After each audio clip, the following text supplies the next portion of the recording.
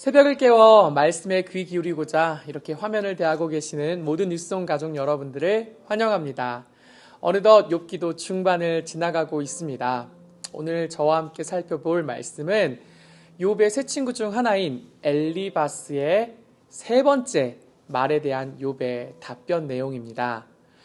본문 말씀은 욥기 23장 8절에서 10절까지 그리고 13절에서 15절까지의 말씀인데 제가 6절의 말씀 봉독해 드리도록 하겠습니다.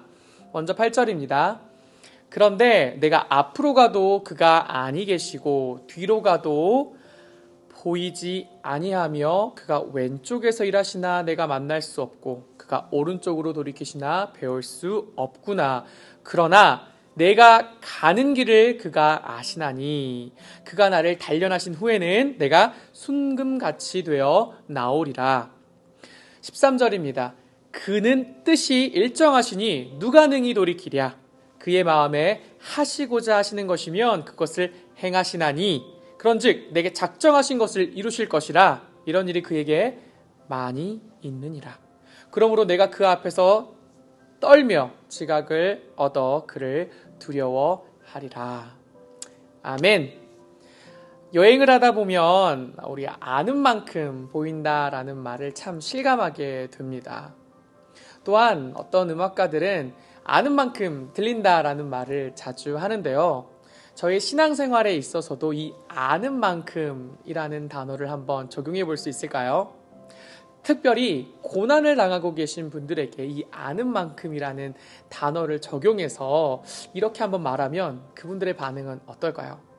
저기 형제님, 자매님, 지금 당하고 계신 그 고난의 이유를 조금이라도 좀 알게 되시면 고통이 좀 덜하실 텐데요. 라고 하거나 아니면 고난의 이유를 좀 더 알게 되시면요. 조금 더 오래 참고 인내하실 수 있을 것 같은데요. 라는 말입니다. 얼마나 공감이 되시나요?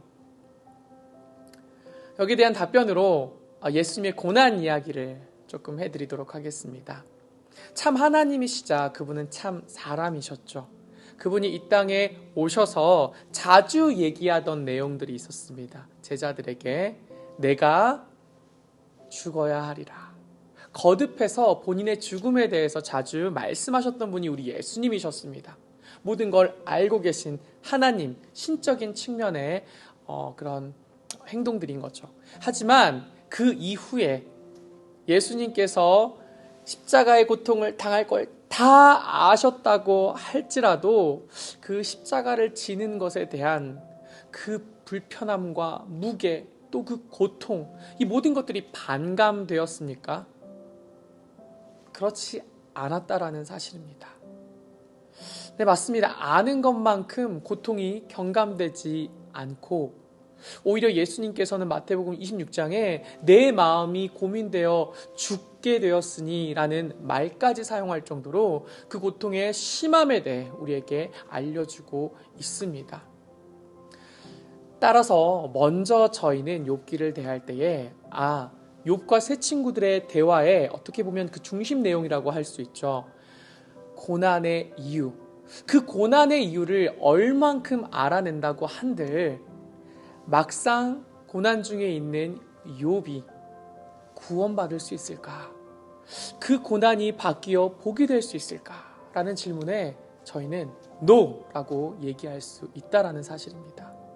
맞습니다. 고난의 이유를 아는 것과 그리고 그 고난을 당하고 다시 고난에서부터 구원받는다라는 사실은 전혀 별개의 사실일 수 있다라는 것을 저희가 먼저 이해하고 가셔야겠습니다.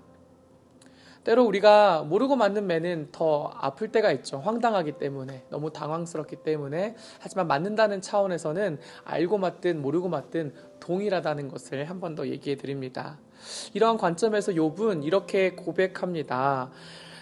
문제는 해결되지 않았습니다. 그들이 계속해서 토론하고 있던 이 고난의 이유가 무엇이냐, 너의 잘못이냐, 그게 아니냐라는 그러한 항변과 토론들 가운데서 다음과 같은 고백을 오늘 본문 말씀이죠. 욥이 하게 되는데요. 10절과 14절의 말씀을 먼저 읽겠습니다. 그러나 내가 가는 길을 그가 아시나니 그가 나를 단련하신 후에는 내가 순금같이 되어 나오리라. 14절입니다. 그런즉 내게 작정하신 것을 이루실 것이라. 이런 일이 그에게 많이 있느니라. 간혹 고난이라는 상황이 이름표를 달지 않고 우리에게 불쑥 찾아올 때가 많이 있습니다. 그럴 때 우리는 많은 사람들은 대부분 그 고난에 대한 이름표를 적으려고 노력을 하는 것 같습니다. 그러다가 쉽게 지쳐버리기 일쑤죠. 이 욥 또한 마찬가지였습니다. 3절과 4절 오늘 본문 말씀을 살펴보시면 하나님과 아규먼트하고 싶고 대화를 나누고 싶고 그 이유를 알고자 여전히 노력했던 욥의 모습이 보입니다. 그런데 그가 이 고난의 이유를 알고 싶어 했지만 그 이유를 찾으러 나간 분이 바로 하나님이었다라는 사실을 8절과 9절에서 말씀해주고 있습니다. 그런데 내가 앞으로 가도 그가 아니 계시고 뒤로 가도 보이지 아니하며 그가 왼쪽에서 일하시나 내가 만날 수 없고 그가 오른쪽으로 돌이키시나 내가 배울 수 없구나. 그는 마치 홀로 시험장에 떨어진 아이와 같은 모습으로 이렇게 말하고 있습니다. 이 고난의 이유가 뭘까? 찾으려고 하다가 하나님께 나아가 보니 하나님은 왼쪽 오른쪽 앞뒤 어디에도 계시지 않았다라고 말씀합니다. 마치 부모가 자녀가 시험을 볼 때에 그를 위해 지원해주고 그를 위하여 정말 많은 서포트를 해주긴 하지만 막상 시험 당일날 자녀 대신 시험장에 들어가지 않는 것처럼 이제는 욥 자신이 그동안 하나님과의 관계를 통해서 배운 것들을 달아보는 그런 때, 시험의 때를 만난 것입니다. 시험의 주제는 불안감의 장벽 뛰어넘기, 부제는 여전히 하나님을 신뢰하는가 라고 썼을지 모를 이 테스트 앞에 다음과 같은 세 가지로 욥은 고백하고 있습니다. 그 첫 번째는 바로 하나님은 이 상황을 아신다. 더 나아가서 이 상황을 통제하시는 분이시다. 두 번째로 나는 단련을 받고 있다. 더 나아가 이 단련은 끝이 있고 그 끝은 이전보다 더 나을 것이다. 셋째, 하나님은 작정하신 일을 이루시는 분이시다. 때문에 우리는 상황보다 하나님을 더욱 비중 있게 여기고 그분을 두려워해야만 한다. 이렇게 세 가지 내용을 통해 우리는 욥의 고백을 통해 우리가 배울 수 있는 점을 찾아낼 수 있었습니다. 하지만 조금 더 나아가서 욥의 고백을 받아내신 그 하나님의 의도를 조금 더 묵상해 보길 원합니다. 사실 새 친구들과의 대화에서 욥은 하나님 앞에서의 의로움, 즉 자기 자신의 결백을 줄곧 주장해온 인물입니다. 그러나 하나님께서는 이러한 고난을 통해서 욥에게 한 차원 높은 그런 답안지를 작성하는 법을 가르쳐 주시려고 하시는데요. 하나님께서 의롭다고 바라본 욥의 삶, 그것 1장에서 우리가 알 수 있었습니다. 그리고 그가 여전히 버리고 있지 못하는 그 한 가지도 바로 그 자신의 결백이고 의로움입니다. 이는 하나님께서 주신 의로움은 결코 속된 것이 아닙니다. 오히려 참으로 좋은 것이죠. 그러나 우리는 때때로 하나님께서 주신 그 의로움들을 필요 이상으로 주장할 때가 있지 않나 생각해 봐야만 하겠습니다. 의로움을 받은 자들에게 요구하시는 하나님의 다음 단계의 시험, 그것은 바로 우리가 받은 좋은 것들을 하나님을 위해 모두 그 앞에 스스럼 없이 내려놓을 수 있는가라는 시험입니다. 욥은 구약에서 이 사실을 배워가는데 시간이 많이 할애된 인물 중 하나입니다. 동일하게 신약에서 예수님은 이 사실을 있는 그대로 실천하고 죽으셨는데요. 욥과 같은 동일한 시험 가운데 예수님은 이렇게 고백하는 법을 우리에게 가르쳐 주셨습니다. 주여, 내 원대로 마옵시고 아버지의 뜻대로 하옵소서라고 말입니다. 친히 그분이 죄를 지은 적이 없었습니다. 그렇게 자기 자신의 의로움을 여전히 주장할 수도 있었던 예수님은 하나님 앞에서 결단코 자기의 의로움을 내비치지 않았었습니다. 내 의로움, 하나님께서 입혀신 그 의로움 예복보다 지금 하나님이 하시고자 하시는 그 일에 더욱 관심하신 것입니다. 예수님이 십자가를 지실 때 자신의 의로움을 결코 주장한 일이 없고 때로 짧은 소원을 올려드리긴 했지만 말미에는 하나님의 뜻을 존중하기로 결단하신 인물입니다. 욥은 이 시험을 어렵게 거쳐가야만 했고 마지막엔 회개했던 인물이지만 우리 예수님은 죄가 없으신 그분은 모든 시험을 통과하신 유일하신 우리의 구원자가 되신다라는 사실입니다. 저희 모두는 이런 욥기의 고난을 묵상하시면서 우리의 삶에도 혹시 나의 의로움을 내려놓지 못한 곳이 있는가라고 한번 살펴보셔야겠습니다. 우리가 마치 빚진 자처럼 전도하며 나아가는 모습 상상해 보십시오. 우리가 그들에게 빚진 것이 없습니다. 하지만 시간을 내달라고 때로는 구걸까지 합니다. 왜 우리가 그렇게 행합니까? 맞습니다.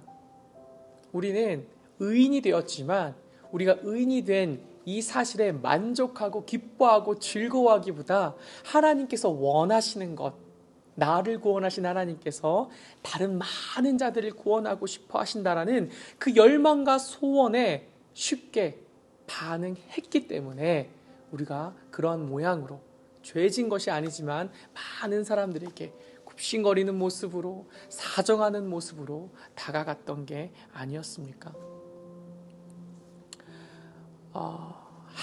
아무쪼록 한 영혼이 구원받기 위해 정말로 많은 부분에서 수고하시는 분들이 있습니다. 이번 주에 지역사회에 특별히 미혼모들을 섬기고 돕고자 그들에게 복음을 전하고자 나온 성도들이 많이 있었습니다. 그들과 함께 사역하면서 정말로 다시 한번 저희 주변에 많은 지체들, 아직 하나님을 알지 못하고 있는 지체들이 많다라는 사실을 깨닫게 되었습니다. 안타까운 점이 있다면 그들이 하나님을 필요로 하다라는 그 사실 자체를 모르고 있다라는 것입니다. 그들에겐 예수 그리스도가 필요합니다. 그렇기 때문에 우리가 가만히 있지 못하는 것입니다. 때로는 하나님의 거룩한 예복을 입고 정말 예배하며 경배하며 그렇게 시간을 보내고 싶지만 하나님께서는 그러한 저희들에게 욥처럼 똑같이 물으십니다. 내가 네게 준 것 좋은 것이지만 그걸 잠시 내려놓고 내가 원하는 일로 할 수 있겠니? 그렇다면 그 말에 어떻게 반응해야 될까요? 욥기를 읽으시면서 우리의 삶 속에서 아직 하나님께서 더 다룰 부분이 있다라고 말씀하시고 계신다면 그 말씀에 반응하시고 하나님이 원하시는 이 대사명을 이루는 일에 동참하는 뉴스송 가족 여러분 모두가 되기를 소망합니다. 시간 함께 기도하시겠습니다. 살아계신 하나님 감사합니다. 우리 가운데 하나님의 소원을 알려주셔서 감사를 드립니다. 때로 우리가 내 소원과 내가 원하는 대로만 살고 싶다라고 이야기하며 행동하며 살 때가 있습니다. 하지만 주님, 이제 때가 되면 하나님께서 우리를 더 높은 차원으로 부르십니다. 그 부르심에 응답할 수 있도록 도와주시옵소서. 아버지께서 관심하고 계신 그 사람들에게 정말 우리의 관심도 갈 수 있도록 주님께서 우리의 마음을 주장하시고 인도하시고 이끌어 주시옵소서. 감사를 드리며 예수님 이름 받들어 기도드립니다. 아멘.